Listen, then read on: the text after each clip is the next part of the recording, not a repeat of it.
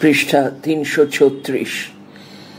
১১ ভূমিকা গুপ্ত press directory পঞ্জিকা, এরপর শুধু গুপ্ত প্রেস ১৩১৬। ১২ ওই ১৩২৬।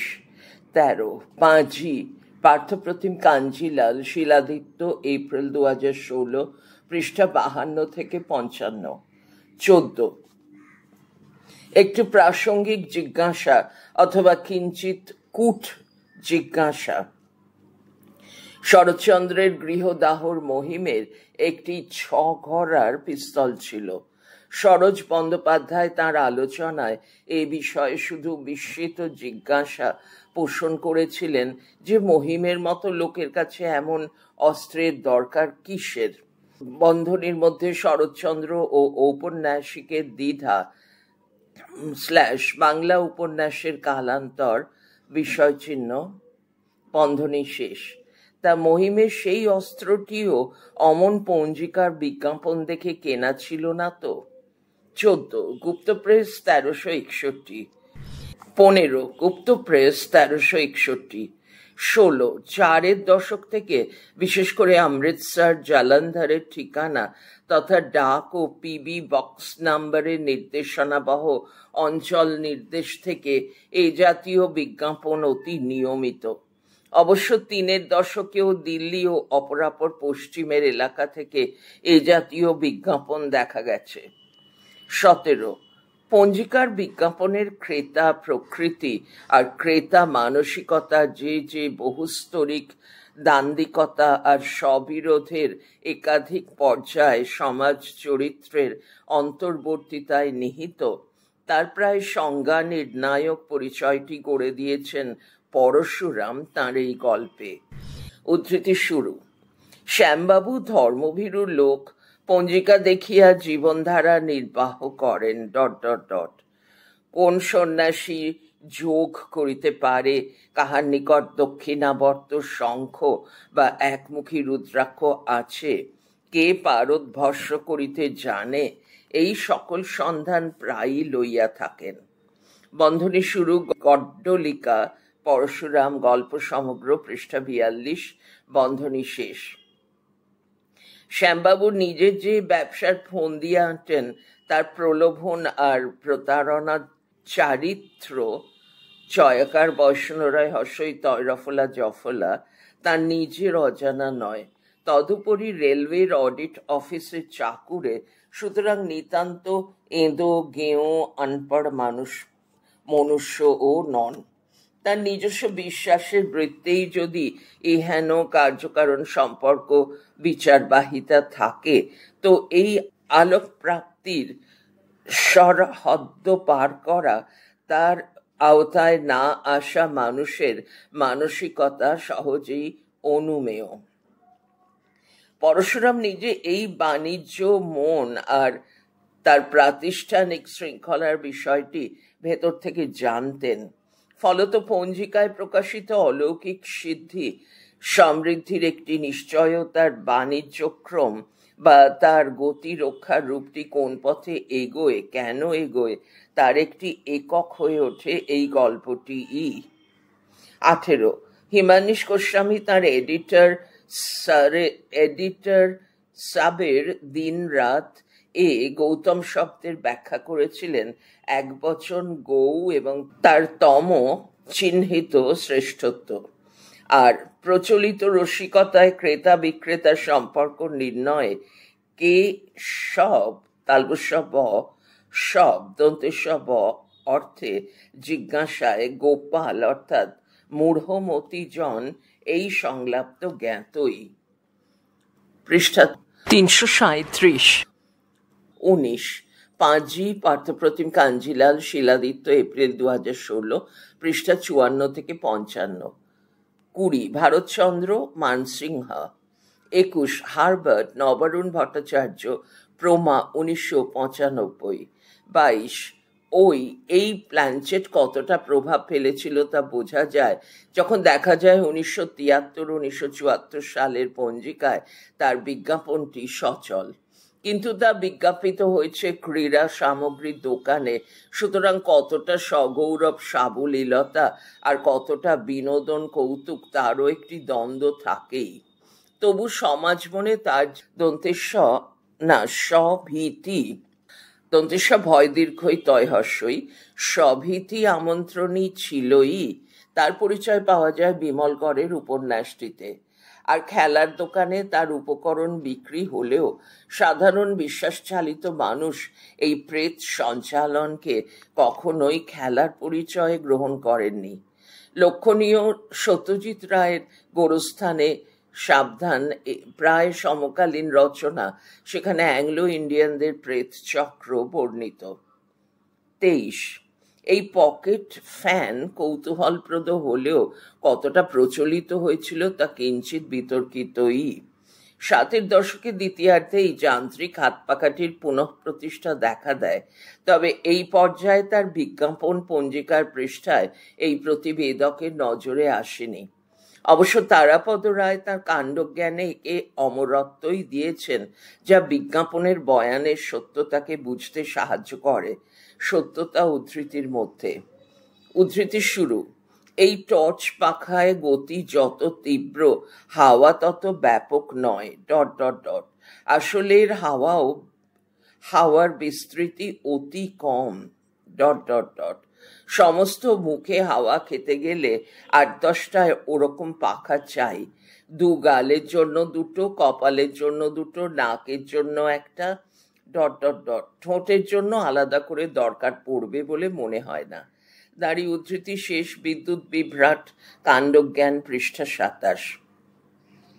এই সরস শ্লেষেও অতি কথন আছে। এবার বিজ্ঞাপনের বয়ানের দাবির সঙ্গে আমার কাটাকুটি করলেই তার যথার্থ শক্তি বোঝা যাবে। 24, শিবপদ মিত্র একদা বাংলা চলচ্চিত্রের আদি মধ্যযুগের প্রচার কর্মী। কলকাতার বাদুরবাগান এলাকায় থাকতেন। সম্ভবত প্রৌঢ় বয়সেই অন্ধ হয়ে যান। দুর্ঘটনায় একটি পাও বাদ যায়। অশেষ যন্ত্রণার মধ্যেও জীবন দৃষ্টি ছিল সরস এবং ঈষৎ তীর্যক।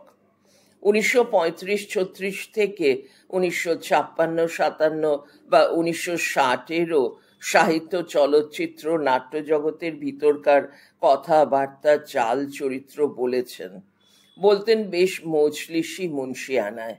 সিনেমার পোস্টার, বিজ্ঞাপন এইসবের সূত্রে পঞ্জিকার প্রকাশ, রেষারেষি আর ব্যবসার কিছু অসাংবিধানিক ঘাত ঘোঁতের কথাও বলেছিলেন।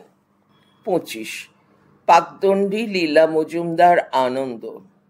26, 1337-38 পঞ্জিকার বিজ্ঞাপনে বহুল প্রচলিত সেফটি রেজারের ছবি সহ বিজ্ঞাপন দেখা যায়।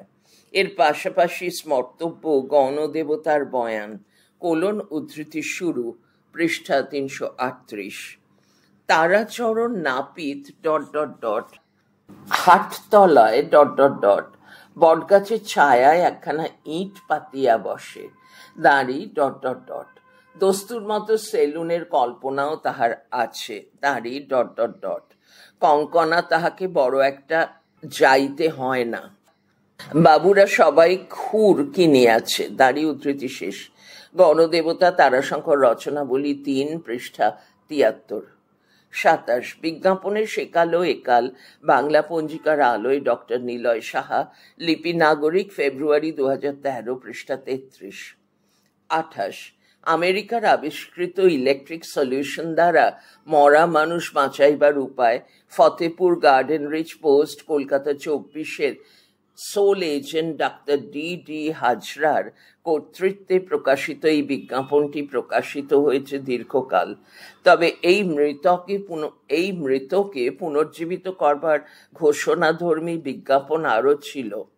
উল্লেখ্য, কাজের লোকে মরা মানুষ বাঁচানোর উপায় শিরোনামে একটি সংবাদ প্রতিবেদন লেখেন গোপালচন্দ্র ভট্টাচার্য।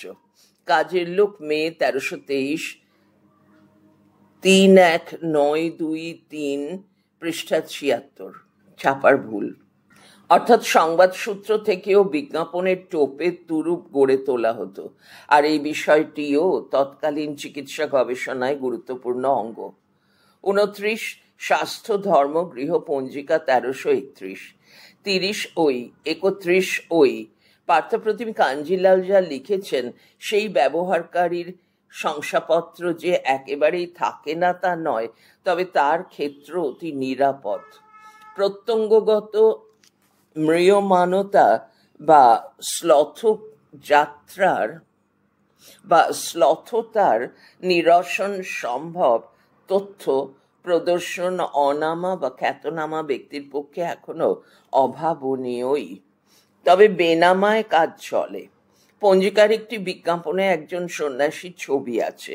বিজ্ঞাপন পাঠেই জনমন সচরাচর পুলকিত হতেন বোধ হয়। তাই সন্ন্যাসী ওই যৌবন দীপ্তি নিয়ে ঠিক কেমন সন্ন্যাস যাপন করেন বা করতে পারেন সে নিয়ে আর মাথা ব্যথা থাকে না। সম্ভবত এখান থেকেই পরশুরাম কথিত ব্রহ্মচারী অ্যান্ড ব্রাদার্স ইন ল যাত্রাপথের আনন্দগানের শুভ সূচনা। 32 নরনারী সম্পাদক সুকান্ত কুমার হালদার, কলকাতা। 33 নতুন জীবন সম্পাদক সুনীল কুমার ধর, কলকাতা। 34 PM বাগচির পঞ্জিকা 1372, 35 PM বাগচির পঞ্জিকা 1372, 36 ওই পৃষ্ঠা 339। এই প্রাচীন সংখ্যা রীতিকে, এই প্রতিবেদককে চিনিয়েছিলেন গ্রন্থাগারিক ও প্রাবন্ধিক প্রয়াত অমলেন্দু ঘোষ। তাঁকে এই সূত্রে কৃতজ্ঞতা জানাই। এখানে পুরনোর সংখ্যার চিহ্ন একদিকে দেয়া আছে, সমান চিহ্ন দিয়ে পাশে সংখ্যায় লেখা আছে। যেমন 1 আনার একটা চিহ্ন আছে, পাশে লেখা 1, তার পাশে লেখা আনা, আ দন্তের নয়াকার। এরকম 16 আনা অবধি দেয়া আছে।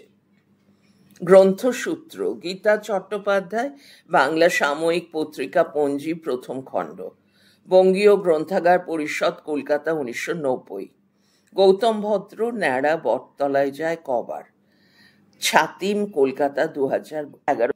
নবারুণ ভট্টাচার্য, হারবার্ট, প্রমা, কলকাতা, 1995। পরিমল গোস্বামী, ম্যাজিক লণ্ঠন, বিহার সাহিত্য ভবন লিমিটেড, কলকাতা, 1955। ব্রজেন্দ্রনাথ বন্দ্যোপাধ্যায় ও সজনীকান্ত দাস সম্পাদিত ভারতচন্দ্র গ্রন্থাবলী, দ্বিতীয় ভাগ, বঙ্গীয় সাহিত্য পরিষদ, কলকাতা, 1943, পৃষ্ঠা 340। সাময়িক পত্র দেবব্রত মিত্র সম্পাদিত লিপি নাগরিক, ফেব্রুয়ারি 2013।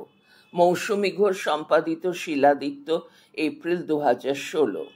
Baring Gould William S. edited the annotated Sherlock Holmes Volume 1 by Sir Arthur Conan Doyle. Clarkson N. Potter Incorporated, Publisher, New York, 1967. এবং D.Y. Law and Companyর নূতন পঞ্জিকা, 1869 থেকে 70। বঙ্গবাসী পঞ্জিকা, 1911 থেকে 12। গুপ্ত প্রেস, বিশুদ্ধ সিদ্ধান্ত, PM বাগচি, বেনি মাধব শীল, মদন গুপ্ত প্রভৃতি সংস্থার পঞ্জিকা, 1912 থেকে 2016। কৃতজ্ঞতা নদিয়া জেলা গ্রন্থাগার ও মৌসুমী চট্টোপাধ্যায়, দিবাকর দে, শান্তিপুর সাহিত্য পরিষদ ও সুশান্ত দত্ত, নবদ্বীপ সাধারণ গ্রন্থাগার ও চন্দন দত্ত, বিদ্যুৎ সেনগুপ্ত। কৃষ্ণনগর পাবলিক লাইব্রেরি, রবীন্দ্রনাথ বিশ্বাস ও মহেশ ভট্টাচার্য।